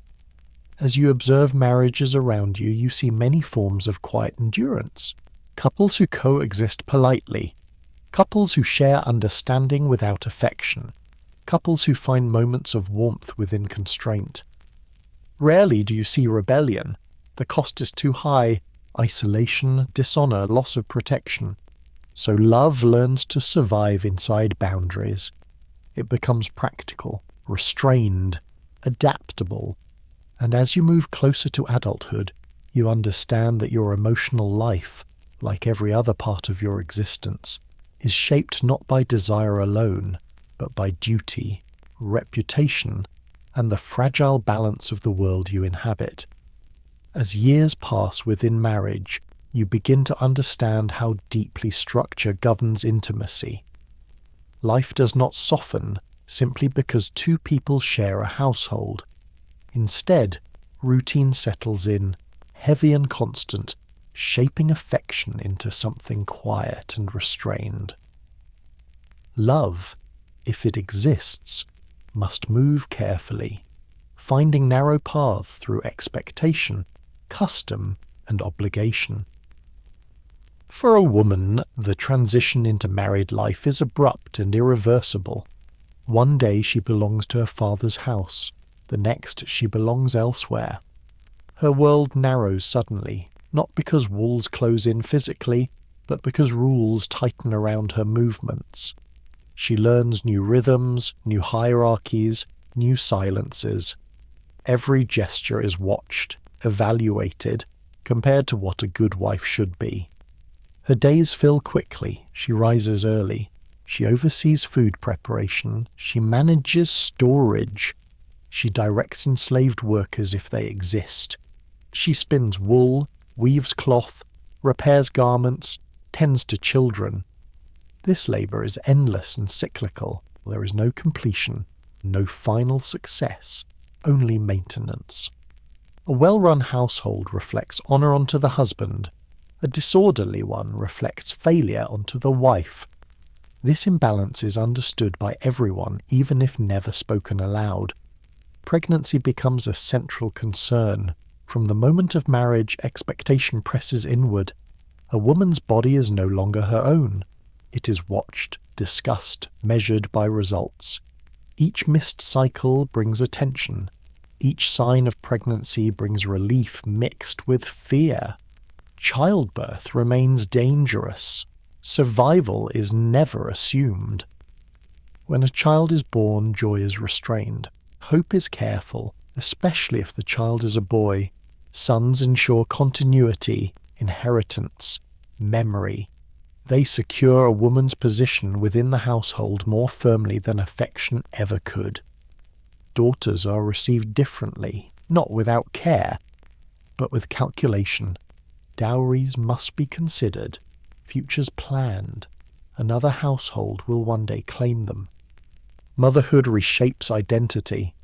A woman becomes defined by her children's behavior, health, and survival. Their failures reflect back on her. Their success elevates her quietly. She teaches them first words, first gestures, first respect for gods and order. Long before fathers instruct publicly, mothers shape privately. Yet recognition remains limited. Public honour belongs elsewhere. Assemblies, courts, political life exclude women entirely. Their influence remains confined, indirect, dependent on relationships rather than authority. Silence becomes skill. A well-timed word spoken privately carries more power than a speech delivered openly. Women learn when to speak and when to withdraw. They influence through patience, repetition, and emotional labour that goes unseen. Men's experience of marriage is different, but not without constraint. They carry responsibility for household reputation, economic survival, and public behaviour. They are expected to control their wives, manage resources, produce heirs, and represent the family in civic life. Failure in these areas brings shame. Emotional openness is rare. Men are taught restraint from childhood. Vulnerability is weakness. Desire is managed through custom rather than confession. Friendship with other men often provides the intimacy marriage does not encourage. Sexual expectations remain unequal. A woman's fidelity is absolute. Suspicion alone can damage her irreparably. A man's infidelity, while not openly praised, is tolerated within limits. This imbalance is understood, accepted, and rarely challenged. Love, under these conditions, adapts. It becomes practical. It becomes familiar. It hides in shared routines rather than declarations. A look exchanged during a meal, a gesture of care during illness, a quiet cooperation that eases daily labour. These moments replace romance. Some marriages grow warmer over time, others remain distant but functional. Both are considered successful if the household endures. Outside marriage, affection finds expression in controlled spaces. Songs, poetry, myth. Tragic stories of passion gone wrong serve as warnings rather than inspiration. They remind listeners that uncontrolled desire leads to chaos, suffering, and divine punishment. As you observe older couples, you begin to understand endurance differently, not as resignation, but as adaptation. People learn to live within limits rather than against them. Happiness is not pursued directly. Stability is. Aging alters relationships again. Women who survive childbirth and raise children gain quiet authority within the household. Their advice carries weight. Their experience commands respect, even if never publicly acknowledged. Men grow more cautious, their bodies less dominant, their certainty softened by time. Old age brings a stranger quality. Desire fades, expectation loosens. Routine becomes companionship of a different kind. You realize then that love in ancient Greece is not a single experience. It is a series of adjustments, a long negotiation between duty and feeling. It rarely looks beautiful from the outside, but it allows life to continue. And as you approach your own future within this system, you understand that love here is not meant to free you. It is meant to hold the world together, quietly, through generations of endurance, restraint, and unspoken understanding. Illness enters your life early, long before you understand what it is. It does not announce itself loudly. It arrives quietly, like a shadow stretching across ordinary days, a cough that lingers, a fever that rises with the night, a wound that refuses to close. In ancient Greece, sickness is never an exception. It is a constant possibility, woven into daily existence as firmly as hunger or labour. You grow up knowing that the body is fragile, not in theory, in observation. You see children weaken suddenly, their strength draining away without warning. You see adults work through pain because stopping would mean falling behind, risking survival. You see old bodies stiffen, bend, slow, until movement itself becomes an effort. Health is never assumed. It is noticed only when it begins to fail. There are no clear boundaries between health and illness. You may wake feeling strong, only to feel weakness settle into your limbs by midday. A night of poor sleep can leave you vulnerable. A chill can become something far more dangerous. You learn to pay attention to the body's signals because ignoring them can be fatal. Healing is practical before it is hopeful. Herbs are gathered carefully, chosen by experience rather than certainty. Leaves are crushed, roots are boiled, pastes are applied to wounds. Some remedies help, others do nothing, a few cause harm, yet all are tried, because doing nothing is worse. You learn the names of plants early, which soothe pain, which reduce fever, which clean wounds. This knowledge is passed quietly, often by women, refined through generations of trial and loss. It is not written. It lives in memory, in habit, in whispered instruction. Doctors exist, but they are not always accessible. Their presence depends on wealth, location, and reputation. Some are respected, others are feared. Healing is uncertain enough that no one fully trusts it. Even skilled physicians rely on observation and balance and guesswork. They cannot see inside the body. They read signs. You grow up hearing that illness has many causes: cold air, bad food, imbalance within the body, divine displeasure. None of these explanations exclude the others. They coexist comfortably. A fever may be treated with herbs and prayer at the same time. One does not cancel the other. Pain is endured quietly. Complaining changes little. Endurance is admired. Children are expected to be resilient. A child who cries too much draws concern, not sympathy. Weakness suggests danger. Strength reassures everyone. You learn to hide discomfort early, to continue moving, to function even when your body protests. Injury is common: cuts, burns, broken bones. Work demands risk, and risk carries consequence. A deep wound can become deadly. Infection is feared even if not fully understood. You watch adults clean wounds carefully, apply compresses, change bandages made of cloth. Healing takes time. Time is expensive. When illness becomes serious, the household changes. Work slows, voices soften, attention narrows.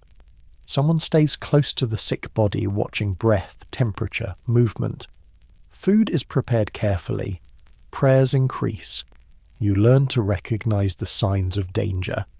Rapid breathing, uncontrolled shaking, skin burning with heat, eyes unfocused. When these appear, hope tightens. Death is always nearby, but it is never casual. When someone dies, the household shifts instantly. Sound drains away. Movement becomes purposeful and restrained. The body is washed. Arrangements are made quickly. Death cannot be delayed. It must be handled before decay begins. You're not shielded from this. You see the body. You hear the laments.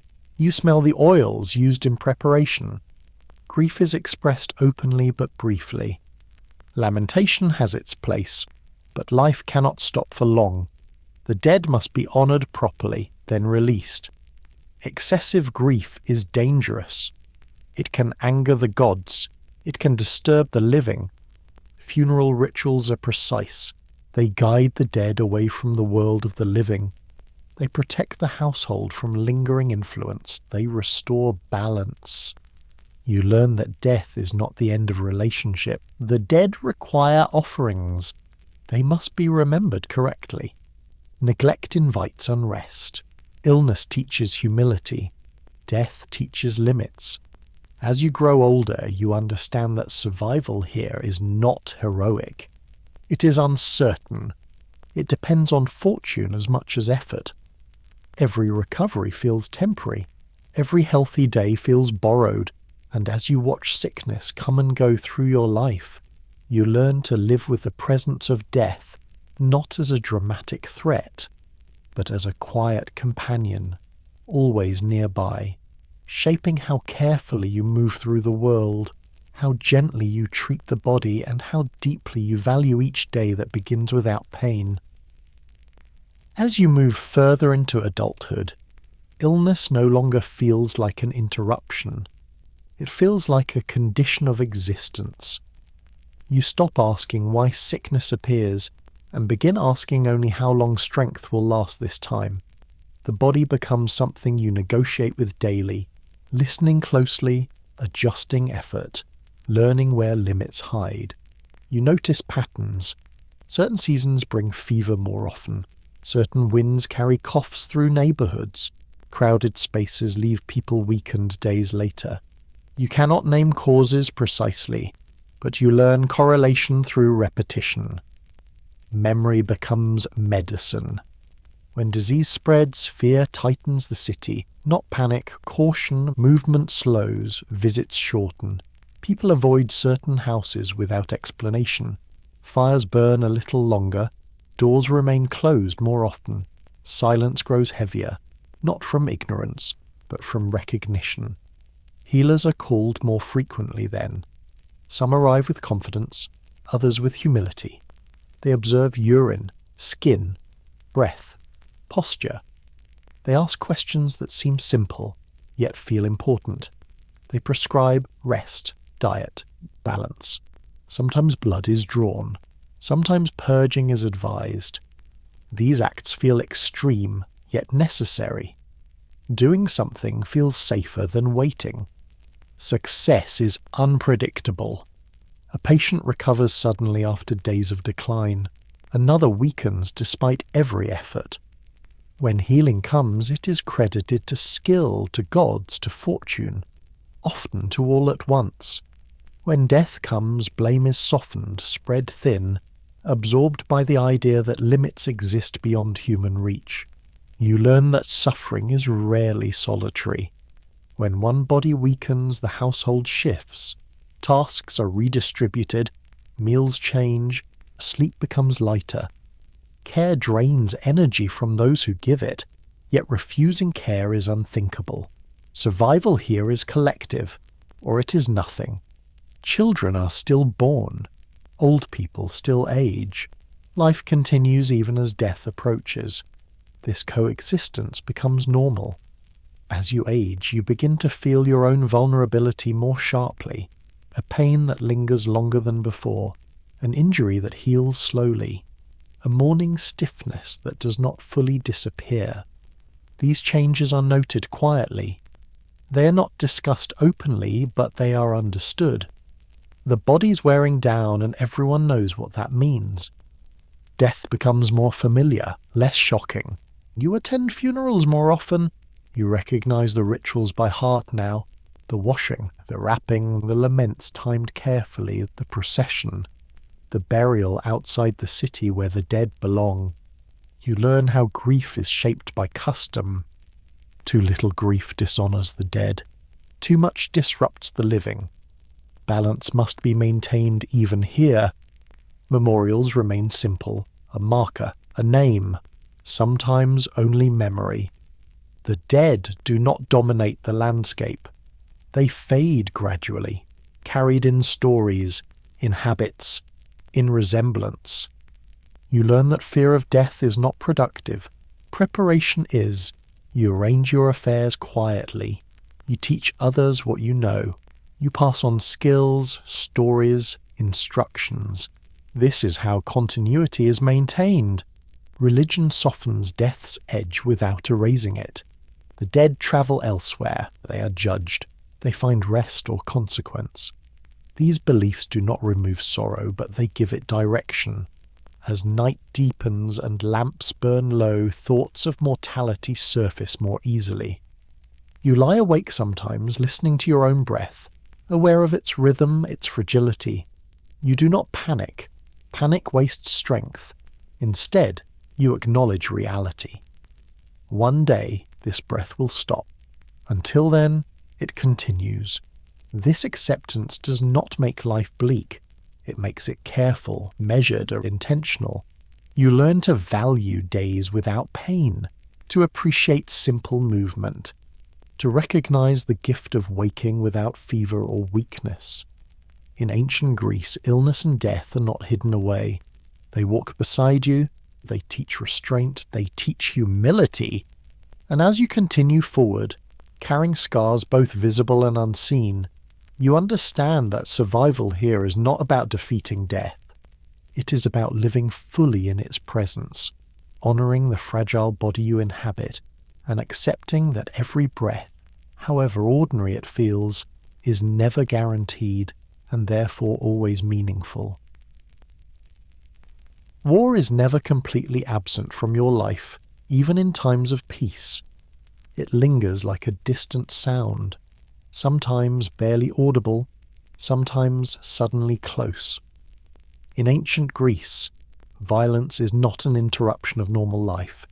It is one of its accepted possibilities, woven into memory, preparation, and fear. You grow up knowing that peace is temporary, fragile, and dependent on forces far beyond your control. From childhood, you hear stories of conflict, not heroic speeches alone, but practical consequences. Fields abandoned, homes burned, men who did not return, cities that suffered hunger long after the fighting ended. These stories are told quietly, often in the evening, when work slows and memory rises more easily. They're not meant to frighten you, but to remind you that stability must never be taken for granted. You learn early that every city watches its neighbours, alliances shift, trust is conditional, old grievances never fully disappear. A dispute over land, honour, trade, or insult can smoulder for years before erupting suddenly. No one is surprised when it happens, only disappointed. Preparation is constant even when unspoken. Weapons are kept in working order. Armour is maintained carefully. Young men are trained even in times of peace. Running, endurance, coordination, obedience. These are not only personal virtues, they are civic necessities. If you're a boy, this preparation shapes your body from adolescence. Your strength is tested, your stamina pushed. Your ability to endure discomfort without complaint becomes a sign of readiness. Fear is not eliminated, it is disciplined. You're taught that courage is not the absence of fear, but the ability to act despite it. War is presented as duty, not glory. Defending the city is an obligation of citizenship. Refusal is shameful. Failure is remembered. You watch older men speak of past campaigns with restraint. They do not exaggerate. They do not dwell on heroism. They speak of exhaustion, confusion, loss. The tone is sober. War is not admired. It is endured. When rumours of conflict spread, the city changes subtly. Voices lower. Meetings become more frequent. Messengers arrive and depart. You feel tension settle into daily life, tightening movements, sharpening attention. Markets react first. Prices rise. Supplies are guarded more carefully. Food becomes a concern even before fighting begins. War threatens hunger as much as injury. Religious activity increases. Prayers are offered for protection, victory, restraint. Sacrifices are made to ask favour, to interpret signs. Omens are watched closely. A bird's flight, a dream, an unusual event. All are examined for meaning. Decisions are rarely made without divine consultation. When war comes closer, preparation accelerates. Men gather, weapons are distributed, orders are given. You see families separating quietly. No speeches, no drama, just brief embraces, instructions, reminders. Everyone knows that not all departures end in return. Violence itself is rarely described in detail to children, but you learn its reality through absence.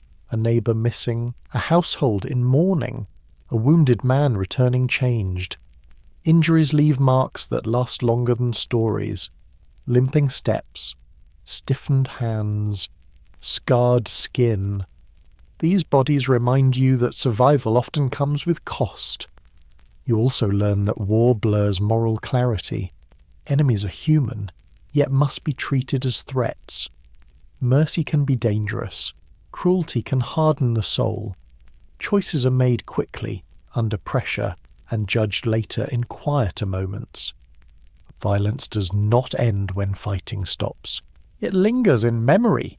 It reshapes families. It alters the balance of power within the city. Those who return gain status, but also expectation. They are listened to more carefully. They are burdened with memory. Silence becomes common. Those who do not return leave gaps that cannot be filled. Work must be redistributed, roles reassigned, grief absorbed into routine. You begin to understand that war is not an event.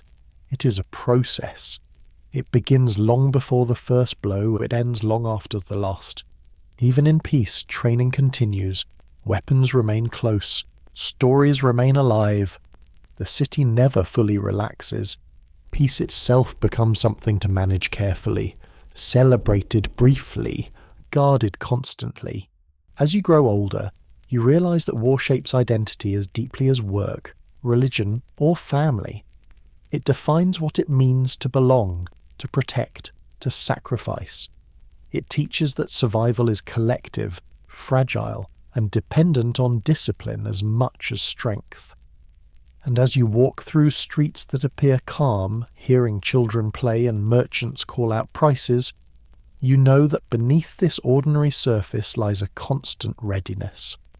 The city stands, alert even in rest, aware that violence may return without warning, and that peace, however precious it feels, is never guaranteed to last. When war finally recedes, it does not leave cleanly. It withdraws slowly, unevenly, like a tide that pulls debris back into the sea but leaves traces everywhere. Even when fighting has ended, the city does not immediately return to itself. Peace, in ancient Greece, is not a switch that can be flipped. It is a careful reconstruction made of habit, memory, and restraint. You feel this change first in the silence. Not the silence of safety, but the silence of exhaustion. Voices are lower, movements are slower. People pause more often, as if listening for something that may return. The body remembers danger even when the mind insists it has passed. Men return altered. Some come back whole in body yet distant in gaze. Others return wounded, visibly changed, carrying injuries that will never fully heal. A limp becomes permanent. A hand loses strength. A scar draws attention even when no one comments on it. These marks are not hidden. They become part of the landscape, reminders that violence leaves its signature on flesh. Those who do not return are present in another way. Their absence reshapes households. A place at the hearth remains empty. A task must be taken up by someone else. A voice is remembered when decisions are made. Grief is handled with restraint. Public mourning has limits. Life must continue. Fields must be worked. Children must be fed. Excessive sorrow is feared, not only because it weakens the household, but because it suggests an inability to accept the order of the world. Women carry much of this burden. They absorb loss quietly, continuing daily labour while holding memory within. They raise children who may never know their fathers. They manage households reduced in strength. Their endurance becomes an invisible foundation. You notice how authority shifts after war. Those who fought gain influence. Those who led gain prestige. Those who stayed behind gain little recognition, even though their labour sustained the city. Power rearranges itself subtly, rarely fairly, always decisively. Peace brings its own tensions.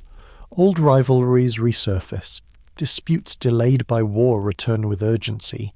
Resources are scarce. Trust must be rebuilt. The city becomes cautious. Guards remain alert. Weapons are not stored far away. Training continues.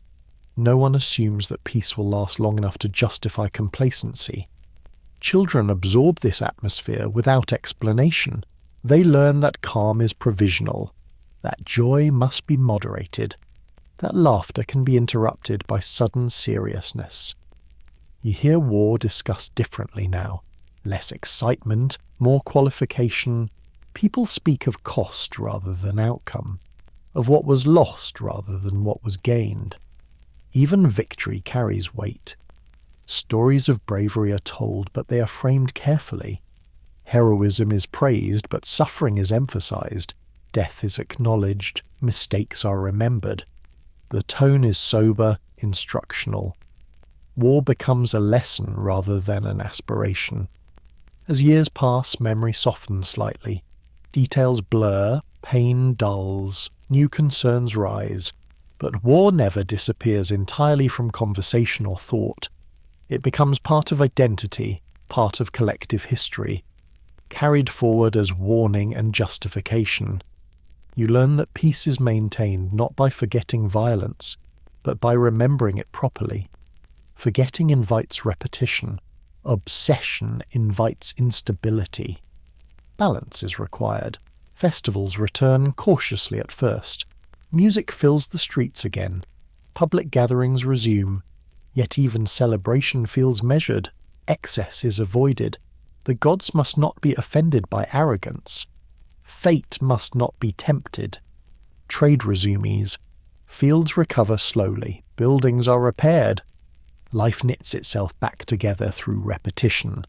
You notice that those who survived war tend to value routine more deeply. Meals eaten regularly, work performed steadily, sleep taken whenever possible. These ordinary acts become acts of defiance against chaos. As you age, you realize that peace is not the absence of violence, but the management of its possibility. Cities remain armed. Alliances remain conditional. Training remains constant. Violence is contained, not erased. This understanding shapes your sense of belonging. You belong to a city that expects you to defend it. You belong to a community that remembers its dead. You belong to a fragile order that survives only through vigilance, discipline, and shared restraint. And when you walk through the streets in quiet years, hearing children laugh and merchants argue over prices, you know that this ordinary life is not guaranteed.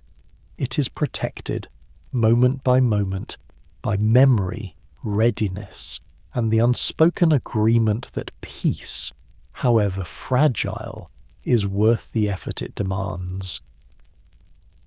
If you reach old age in ancient Greece, you do so slowly, unevenly, and without celebration. There is no clear moment when youth ends and old age begins. Instead, you feel it arrive in fragments, in small betrayals of the body that accumulate quietly over time. A stiffness in the morning that lingers longer than it once did. A pain in the joints that does not fully fade. A fatigue that settles deeper, requiring longer pauses between efforts. You are still expected to contribute. Age does not excuse you from usefulness. It merely changes the form it takes. Your hands may no longer lift heavy loads, but they remember how work is done. Your value shifts from strength to knowledge.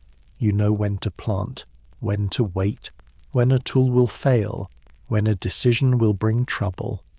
This knowledge has been earned slowly through years of repetition, loss, and correction. It is not written anywhere. It lives inside you. You speak less now, but when you do, people listen more carefully.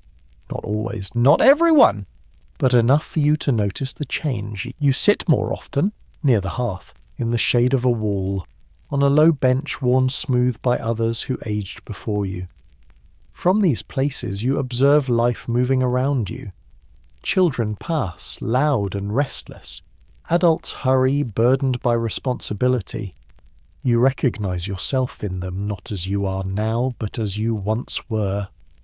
Old age brings a strange narrowing of the world. You travel less. You see fewer new faces. Your days repeat with comforting familiarity. This repetition is not boredom, it is relief. Memory grows stronger even as the body weakens. You remember years with sharp clarity. Harvest long past, wars survived, people lost, decisions made that shaped entire lives. You tell stories now, but not often. You wait to be asked. When you speak, you choose carefully. Stories are no longer entertainment. They are instruction. Children sit near you sometimes, half listening, half distracted. They don't yet understand the weight of what you say. That is expected. You were the same once. Wisdom is not received eagerly. It is absorbed slowly, often only after necessity demands it. You begin to feel the presence of death more closely, not as terror, as awareness. Friends die, neighbours disappear. Familiar voices fall silent. Each loss shortens the world slightly. Funerals become more frequent, less shocking, more personal. You recognize yourself in the bodies laid out for burial. You imagine your own hands folded, your own breath stilled. The thought does not cause panic. Panic wastes energy. Acceptance conserves it. Religion takes on a quieter tone. You still perform rituals, you still make offerings. But fear fades into familiarity. The gods have always been there. They will remain after you are gone. You do not expect special treatment now. You ask only for balance. Your authority within the household grows subtly. You are consulted, sometimes ignored, sometimes obeyed. You learn to accept both without resentment. Resentment hardens the heart. Hardness isolates. Women who reach old age gain a particular form of power. They're no longer judged by fertility. Their words carry experience rather than threat. They guide younger women through childbirth, loss, household conflict. Their labour becomes counsel rather than action. Men who age lose physical dominance but gain narrative authority. They remember how things were done, why certain customs exist, what happens when rules are broken. You become a living archive, not of dates or victories, but of consequences. Illness visits more often now. Recovery takes longer. Some pains never leave. You learn which discomforts can be endured and which require rest. The body becomes a negotiation rather than a tool. You sleep more lightly. You wake often. Thoughts wander backward more than forward. Yet life continues around you. Children are born, meals are prepared, work continues. You realize that your role is no longer to build the world, but to hold it steady. To transmit knowledge without demanding recognition. To accept diminishing importance with grace. Old age strips life down to essentials: warmth, food, familiar voices, memory, and as days shorten and your movements slow, you understand that survival has never been about permanence. It has always been about continuity, passing forward what you can before silence arrives.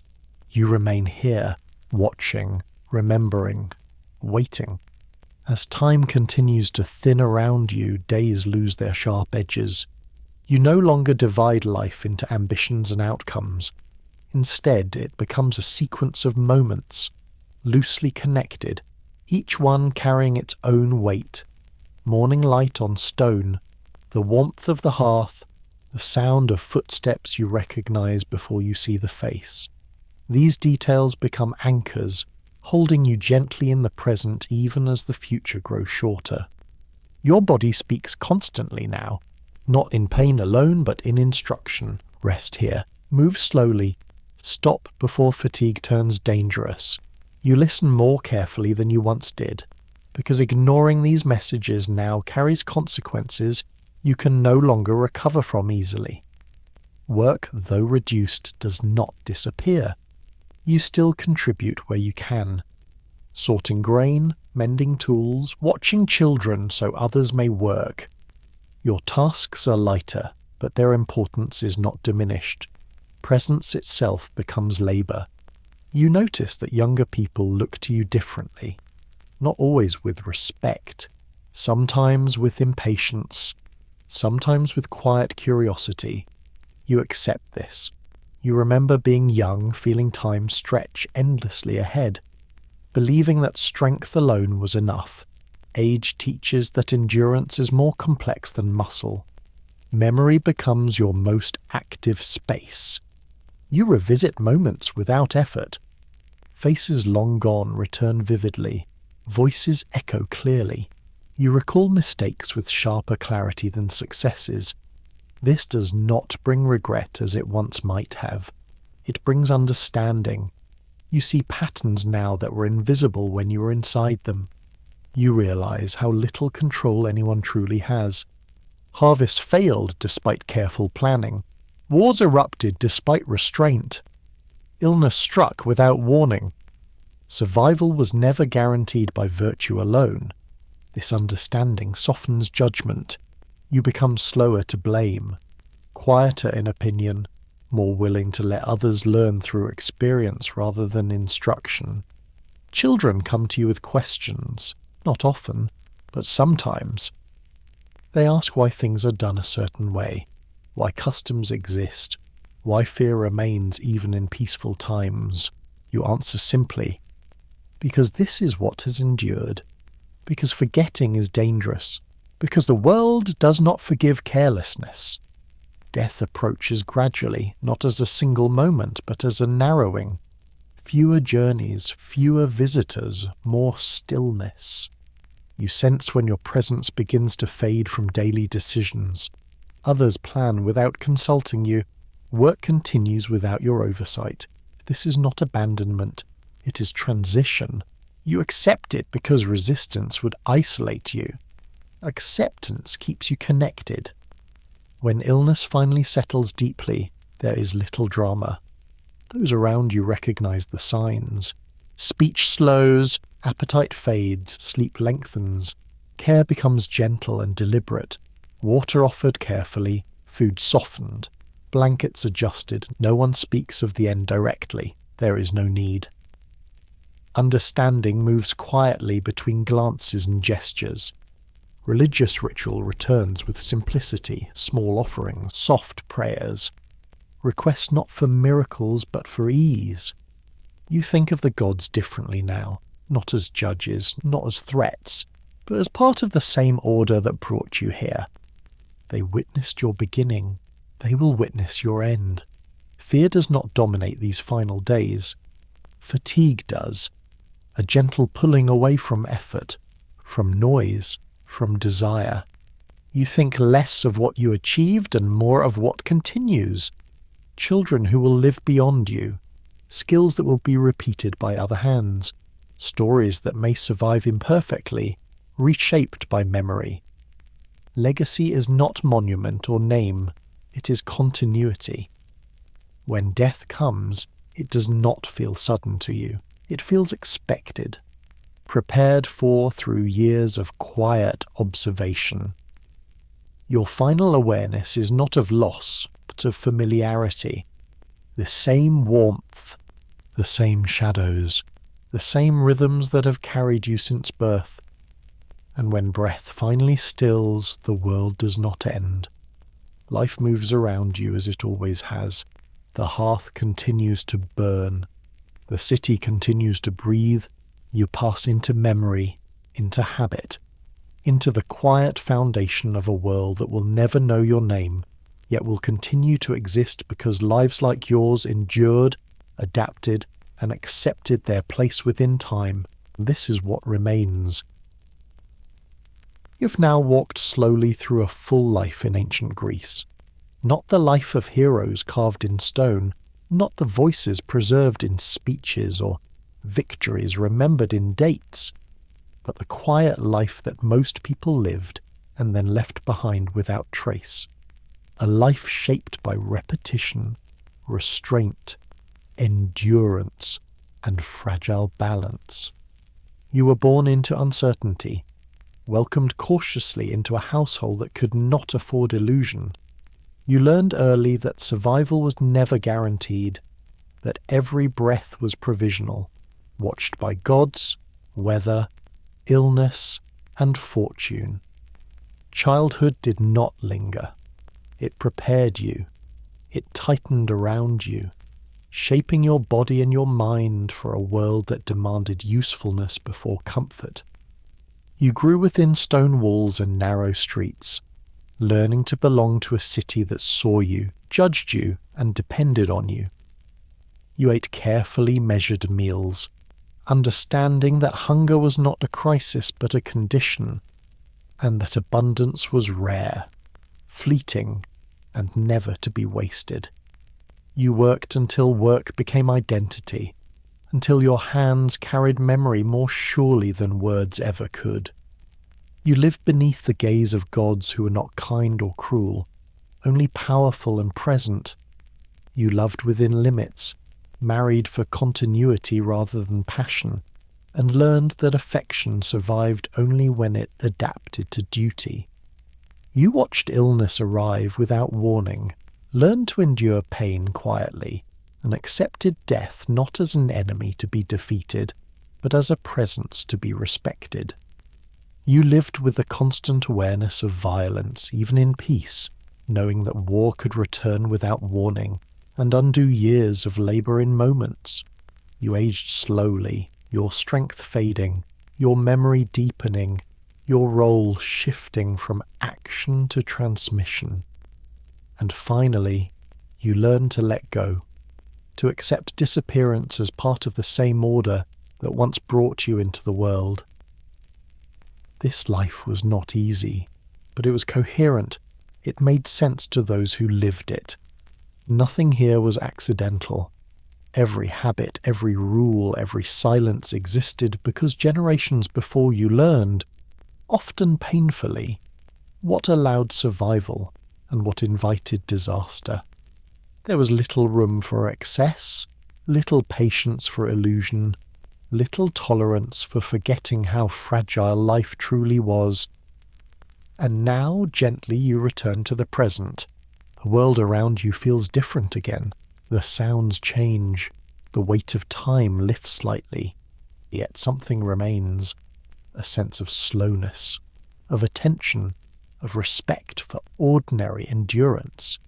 You have walked in the footsteps of countless unnamed lives that built cities, raised children, honoured gods, buried their dead, and continued forward without expecting to be remembered. And you might ask yourself, quietly, honestly, would you have survived in this world? Would you have endured its hunger, its limits, its silence, its constant negotiation with fear and fate? Thank you for travelling tonight with everyday life in history. If this long journey through the ancient world comforted you, helped you slow down, or carried you gently toward rest, consider subscribing to the channel, leaving a small comment telling us where you're listening from tonight, and joining us again for the next nights of history. For now, let the past fade softly, close your eyes, and rest.